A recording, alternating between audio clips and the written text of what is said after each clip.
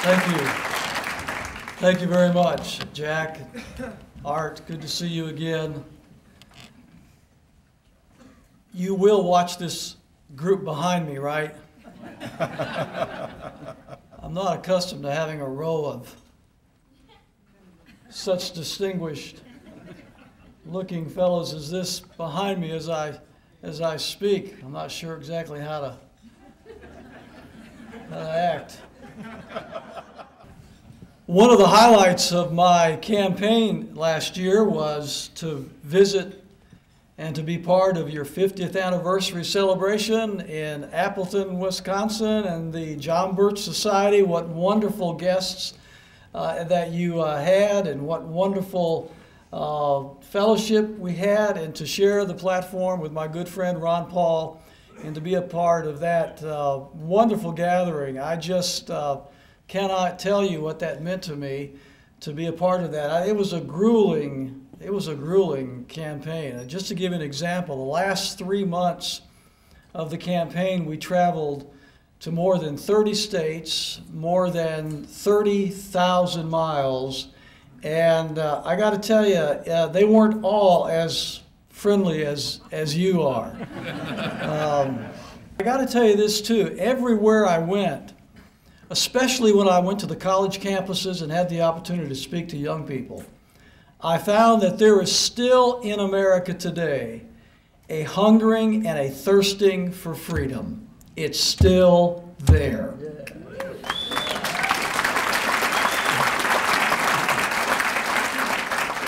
That was one of the highlights as well, is to see the enthusiasm of the kids, even some of the ones that came out to hear me just because of being curious.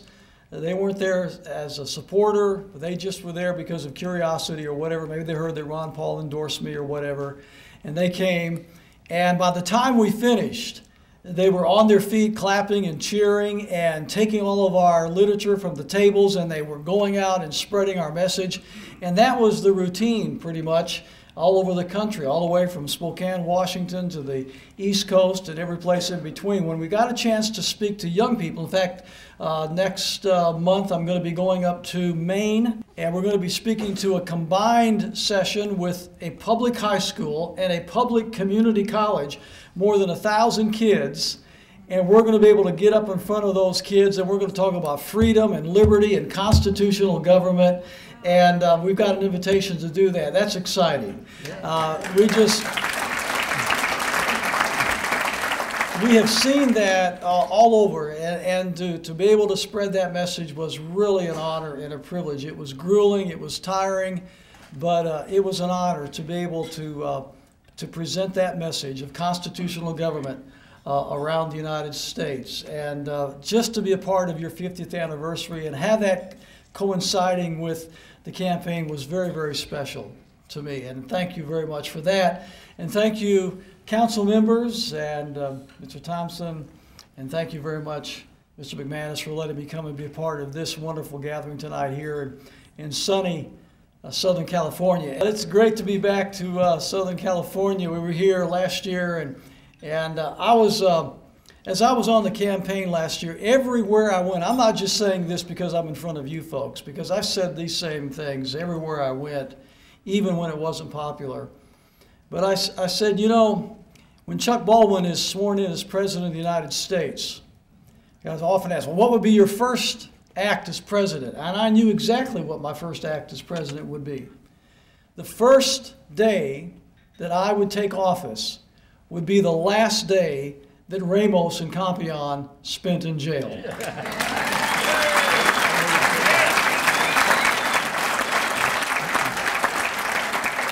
And then I was on Lou Dobbs, the only major television talk show host that had the courage to let me come on his program was Lou Dobbs. And if you think about it, maybe write him a thank you letter. And I said on Lou Dobbs' show what I just said to you. And then I said, after that, I said, oh, and one more thing, Lou. Not only would that be the last day that Ramos and Campion would be in jail, it would be the last day that Johnny Sutton would have a job. Yeah!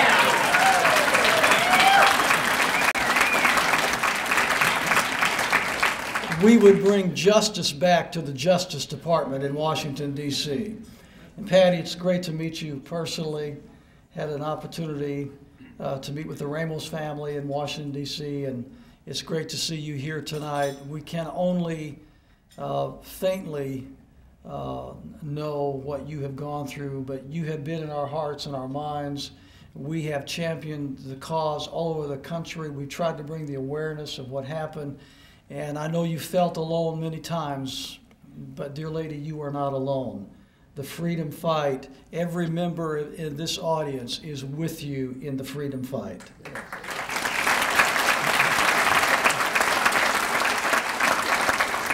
I was asked to speak tonight on the future of freedom in America. I think when we look at the current conditions, and by the way, just to set the record straight, and I know that there's a lot of people now that are all of a sudden concerned about what's going on in Washington, D.C. Let me tell you, if Mr. McCain had been elected, most of the things that Mr. Obama is doing, Mr. McCain would be doing if he were there. Let's just set the record straight. When it comes to illegal immigration, there's no difference between John McCain and Barack Obama. When it comes to putting the American troops on foreign soil without a declaration of war by Congress and continuing and perpetuating undeclared wars around the country at the expense of freedom at home, to allow a growing police state to evolve in this country that under the rubric of we're at war against terrorism, nothing would change if Mr. McCain was in the White House today.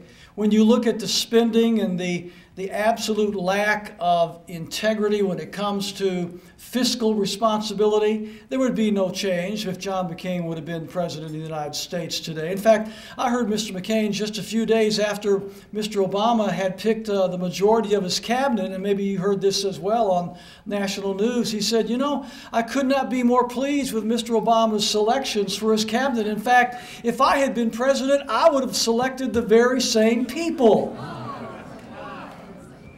And you know what?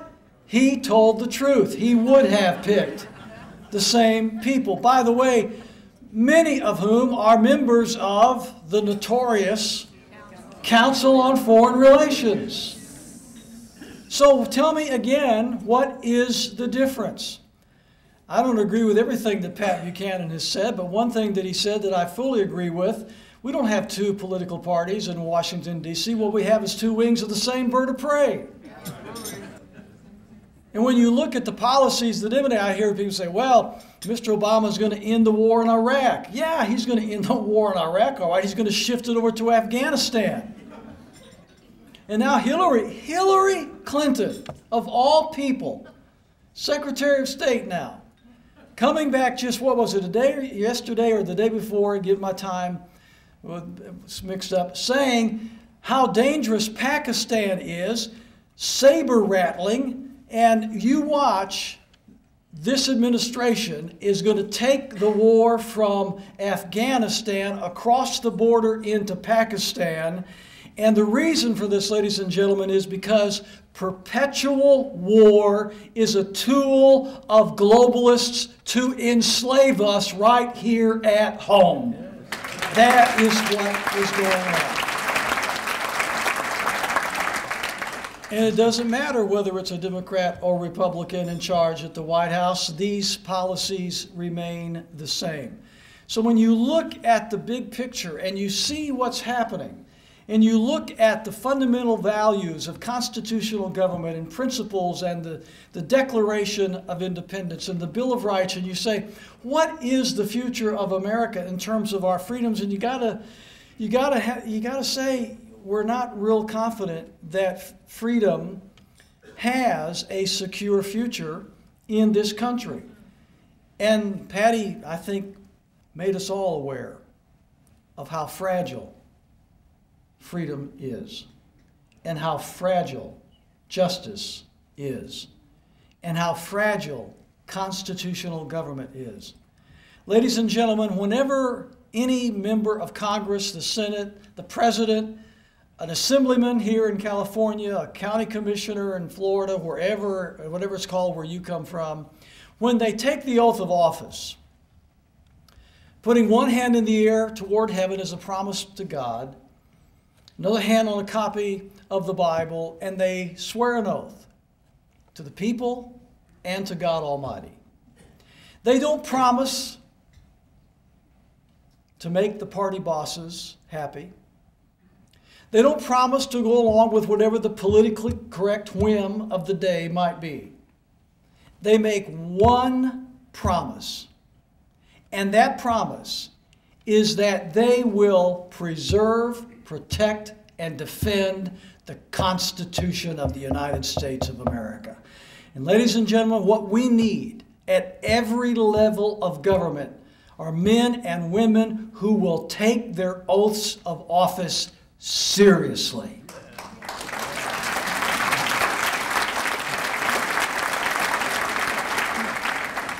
Oh, I wish I could get my evangelical brethren to see this. I hear so many of them, and they're very sincere. And they say, oh, Chuck, what we've got to do is we've got to elect more Christians to public office. Oh, really? Every politician I've ever met is a Christian. At least every 2 years.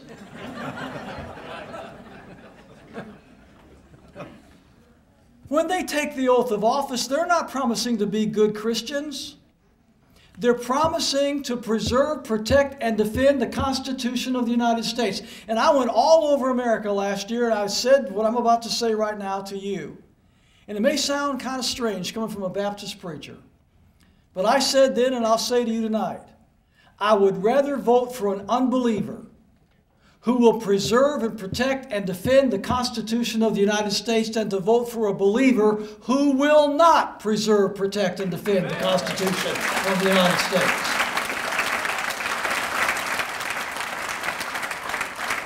Because it is the Constitution and our fidelity to it that is going to protect our freedoms, including our religious freedoms.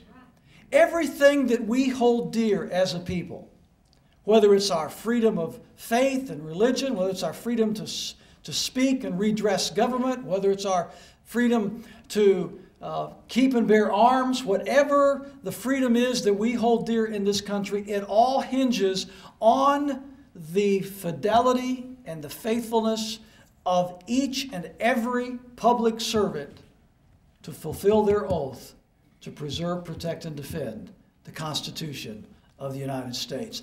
And the reason that we are in the mess that we are in tonight is because we, the people, have allowed our elected civil magistrates to not maintain fidelity to the Constitution, and instead of voting them out of office and replacing them with men and women that will uphold the Constitution, we allow them to go back repeatedly again and again and again and continue to foist upon our country that which is unconstitutional and many times immoral and, dare I say, illegal.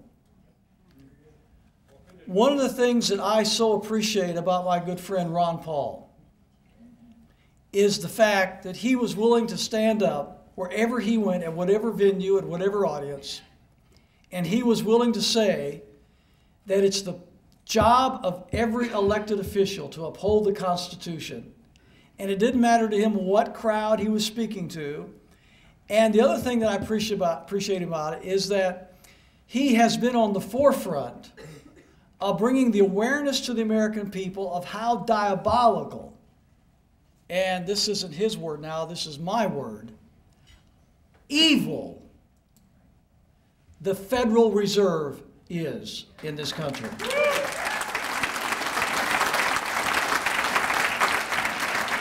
We are not going to solve our economic problems in this country until we get rid of the Federal Reserve. And whenever I was on the campaign trail, I said, well, what's about the bailout? That's back when Mr. Bush was promoting the bailout. Now Mr. Obama is promoting the bailout.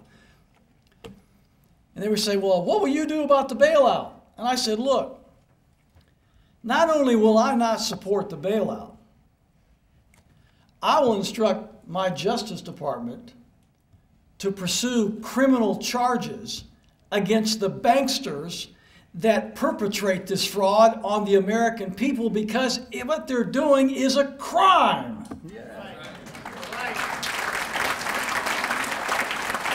I'm not so sure that we couldn't even get a RICO Act racketeering charge against those birds if we really looked at it.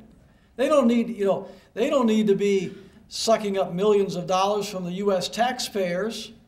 They need to be cooling their heels in prison for stealing the American taxpayers' dollars. You say, that's harsh language. My friends, let me tell you something. Ever since 1913, when that Federal Reserve Act was created and that institution was created, we have had a corrupt financial system in this country. And when you look at the wars and you look at the financial decisions that have been made and the corruption that's taken place in Washington, D.C. today, a lot of it can go right back to the creation of the Federal Reserve in 1913. What we need are politicians in Washington, D.C., or should I say statesmen, that will have the courage and the character to do what Ron Paul is willing to do and call the Federal Reserve into account for their conduct. And I just would pray to God that we could get a few other congressmen that had the same courage. And if any of you are thinking about running for Congress, please go ahead and do it. And if you're not thinking about it, why don't you start thinking about it? Because we need some birchers in Congress.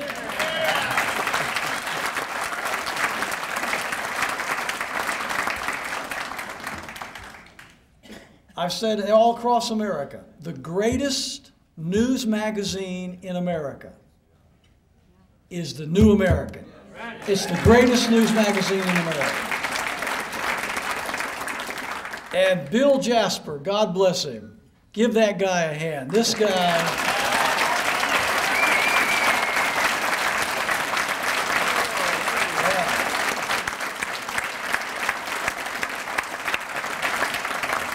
I love his research and I love his writing. And you've got a lot of great researchers and writers at the New American Magazine. And I listen, I tell you, I even got my mother-in-law reading the New American Magazine. And now then she is sold on it. I mean, now she's calling me up. Chuck, did you read that in the New American? That's what I found out. And I mean, she's really into it now. You know what? If every one of us in this room would go home next week and would send a free, you pay for it, just go buy a friend of yours a subscription, a year's subscription to the New American Magazine. You know, once they start reading that magazine, they're going to get hooked as well. And then they're going to start talking about it to their friends and to their neighbors and to their relatives. And I'm telling you, one of the best things I've ever done was years and years ago when I didn't know Jack McManus, I didn't know Art Thompson, I didn't know any of these personalities. But I read this magazine, the New American Magazine, and I started reading it, and I subscribed to it and reading it. And I found it to be so absolutely wonderful, so well researched, so well written, made so much sense, and it became a source of information and education for me, so that I was able to take what I learned in the New American and get out there in front of the public and be able to articulate the values and the principles of constitutional government. And a lot of that was directly because of the influence of the New American Magazine. So I'm sure that all of you get the New American Magazine, right? There's nobody here that doesn't get the New American Magazine. But the John Birch Society for 50 years has been fighting this fight, a lot longer than many of us. You have been on the front lines. I think I mentioned this when you were down in Pensacola, Jack. When you asked me, what was it that stirred me, that got me into the freedom fight? And the thing that I would go to initially was in 1992 when Bill Clinton was elected president. At that point, I was pretty much clueless. My only responsibility is right inside the four walls of my congregation, and God doesn't expect me to do anything. You know, the typical rant that you hear. But when Bill Clinton was elected president, it did something to me. It awakened something in me. I knew I had to do something. I didn't know what I could do. We started our radio talk show, and then from that came the syndicated columns, and everything grew out of that. But to go back into my youth, when I was a little boy, and I don't remember exactly how old, maybe 9 or 10, my dad, who was a welder by trade and a jailhouse preacher on the weekends, took me to a John Birch Society meeting. And I don't remember names, topics, or anything like that, but what I remember was there was a Green Beret who spoke at that meeting. And he spoke about God and patriotism and honor and country and freedom and liberty. And a spark was lit in my heart. And it sat there for many, many years, of course, growing up and going through school and all those things. But then at the right time, at the right moment in history, for me, that spark grew into a flaming fire that now will never be quenched. And as long as I have breath in my being, I will fight for liberty and freedom in these United States of America.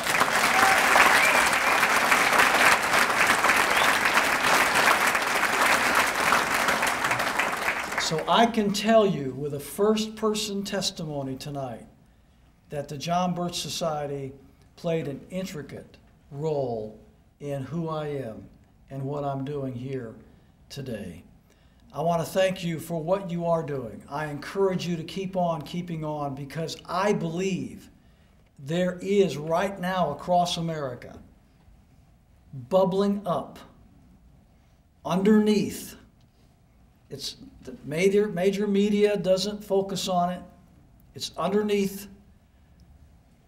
But there is bubbling up right now in America a thirst for freedom and liberty and constitutional government. I think we all sense it. The John Birch Society has practically doubled its membership in the last 12 months. I predict that that's going to continue, because I believe that along with the John Birch Society, there are millions and millions of Americans out there. We still believe in freedom. We still believe in the Constitution. We still believe in the Bill of Rights. We still believe in the Declaration of Independence. And we are not going to let it go without a fight.